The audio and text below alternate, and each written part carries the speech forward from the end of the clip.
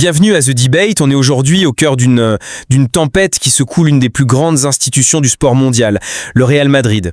La situation elle est paradoxale, presque schizophrène. L'entraîneur Xabi Alonso est limogé et la foudre des tribunes, au lieu de frapper la direction, s'abat sur deux des plus grandes idoles de l'équipe. Vinicius Junior et Jude Bellingham. Ils sont désignés comme les coupables. Et cette réaction viscérale des supporters pose une question absolument fondamentale sur ce qu'est devenu le rapport entre les fans, les joueurs stars et le club. La vraie question, au fond, c'est de savoir si cette révolte du public madrilène est une expression légitime de sa passion, une manière d'exiger des comptes, ou si ce n'est finalement qu'une trahison irrationnelle, une chasse aux sorcières qui fragilise l'institution même que ses fans prétendent aimer plus que tout. Pour moi, la réponse est claire. Cette colère, aussi brutale soit-elle, est une manifestation non seulement compréhensible, mais peut-être même nécessaire.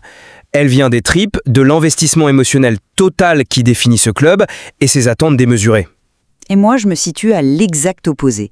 Je pense qu'il s'agit d'une réaction à courte vue, profondément injuste et incroyablement contre-productive. C'est une quête de bouc émissaire qui, au final, ne peut qu'affaiblir le club à tous les niveaux.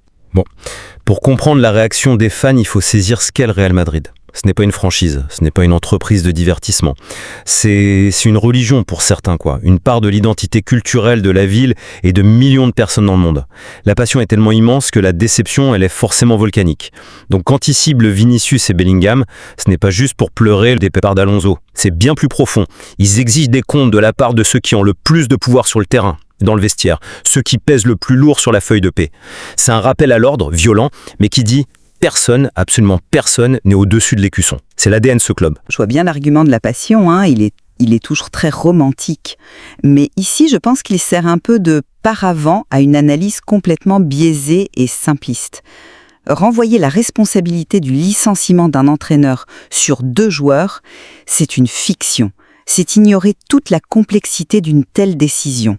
Un échec sportif, c'est toujours multifactoriel. Ça implique la direction, la stratégie globale du club, le staff technique, les blessures, la méforme de 10 autres joueurs. Isoler deux noms, c'est facile, mais c'est faux. Et surtout, c'est une stratégie suicidaire. Comment veux-tu que ces deux joueurs, qui sont censés porter l'équipe, jouent avec confiance, qu'ils dribblent, qu'ils tentent le geste décisif, quand ils savent qu'une partie de leur propre public attend la moindre erreur pour les siffler? C'est une pure réaction émotionnelle de frustration, pas une analyse. On cible les têtes d'affiche parce qu'elles sont visibles, pas parce qu'elles sont les seules responsables. Je ne suis pas d'accord avec le terme suicidaire. Je dirais plutôt que c'est un mécanisme de régulation. Tu parles de déstabilisation, moi je vois ça comme un contre-pouvoir essentiel. Dans le football moderne, les joueurs sont devenus des marques, des entités surpuissantes parfois, déconnectées. La voix des supporters, c'est le dernier rempart qui leur rappelle pour qui ils jouent. Balayer ça d'un revers de main en disant c'est juste de l'émotion, c'est ignorer l'âme même du club.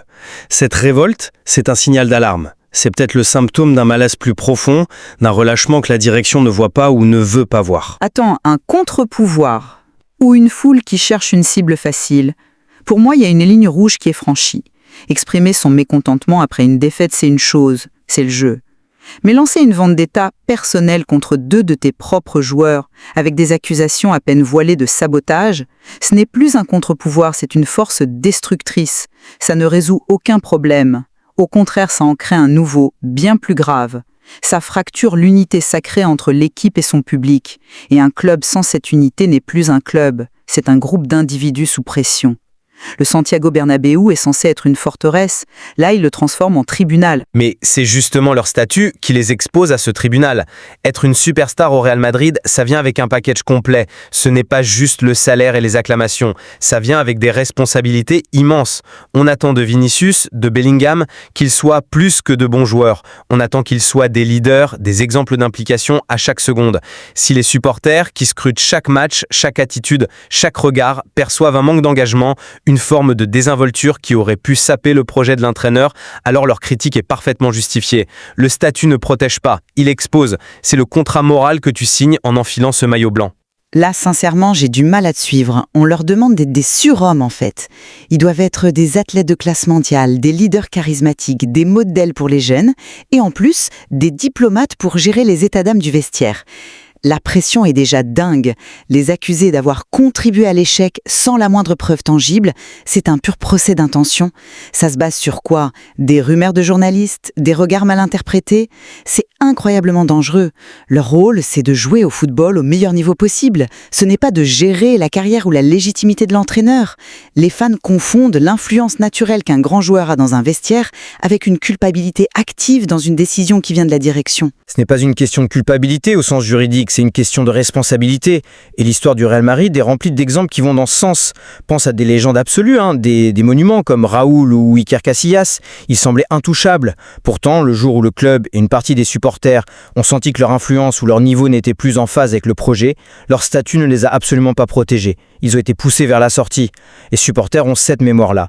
Ils savent par l'histoire que le principe fondamental du club, c'est que l'institution passe avant n'importe quel individu, aussi grand soit-il. C'est peut-être brutal, mais c'est ce qui a permis au club de rester au sommet pendant plus d'un siècle. C'est un bon point historique, je te l'accorde. Mais je pense que tu compares des situations très différentes. Raúl et Casillas ont parlé de joueurs en fin de cycle où la question de leur remplacement se posait sportivement. Ici, on parle de Vinicius et Bellingham, les deux piliers sur lesquels le club veut construire ces 10 prochaines années. S'attaquer à eux maintenant, ce n'est pas protéger l'institution, c'est scier la branche sur laquelle tu es assis.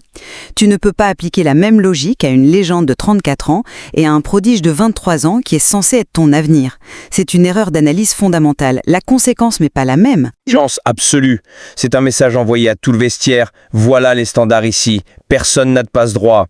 À long terme, c'est cette culture, même si elle est parfois cruelle, qui fait la grandeur du Real Madrid.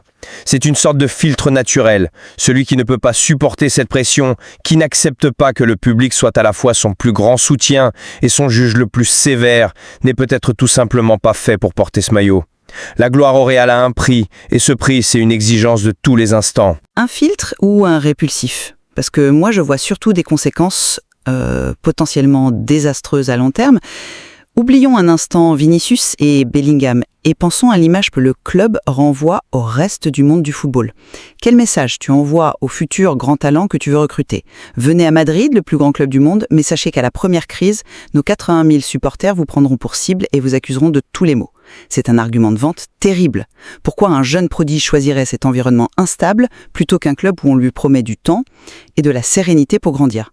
Tu affaiblis ta position sur le marché des transferts. Je pense que tu sous-estimes l'attrait du Real Madrid. L'attractivité du Real, ce n'est pas le confort, c'est la gloire. C'est précisément ce défi qui attire les plus grands joueurs. Ils ne viennent pas pour un environnement de travail serein. Ils viennent pour gagner la Ligue des Champions et entrer dans l'histoire. Ils savent qu'en signant ici, ils entrent dans une autre dimension. Et ça a un coût. Cette pression fait partie du package. Ceux qui ont la personnalité pour y faire face sont ceux qui réussissent. C'est une forme de sélection naturelle. Mais il y a une différence majeure entre la pression de devoir gagner chaque match et un environnement qui devient toxique. On a vu des carrières de joueurs très talentueux être brisées par cette pression négative à Madrid. Et au-delà des futurs recrues, pense aux joueurs actuels. Comment tu crois qu'ils vivent cette situation? Ils voient leurs coéquipiers, leurs amis se faire attaquer par leur propre public. Ça crée un climat de méfiance. Ça peut même les pousser à terme à vouloir partir vers un endroit où la loyauté n'est pas à sens unique. Pour moi, ce n'est pas une culture de l'exigence, c'est une blessure auto-infligée qui laisse des cicatrices profondes. Au final, je reviens à ma position de départ. Même si la méthode est discutable, même si la réaction est sans doute excessive, le fond du message des supporters reste légitime. C'est une demande passionnée, presque désespérée, de responsabilité et d'implication totale de la part des figures les plus emblématiques du club. C'est un rappel à l'ordre sur ce que signifie être un joueur du Real Madrid. Et ce principe est au cœur de l'identité de cette institution. Et je persiste à penser que cette approche est irrationnelle et dangereuse. En choisissant des cibles faciles et visibles, les supporters ne résolvent rien. Ils exacerbent les tensions, ils sapent le moral de l'équipe et ils créent une division qui ne peut que nuire aux performances futures.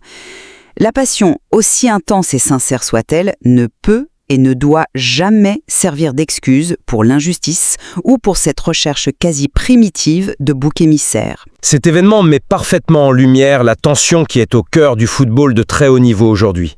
On a d'un côté la loyauté quasi religieuse qu'on attend des supporters, et de l'autre, les attentes absolument inhumaines qui pèsent sur les épaules de superstars mondialisées.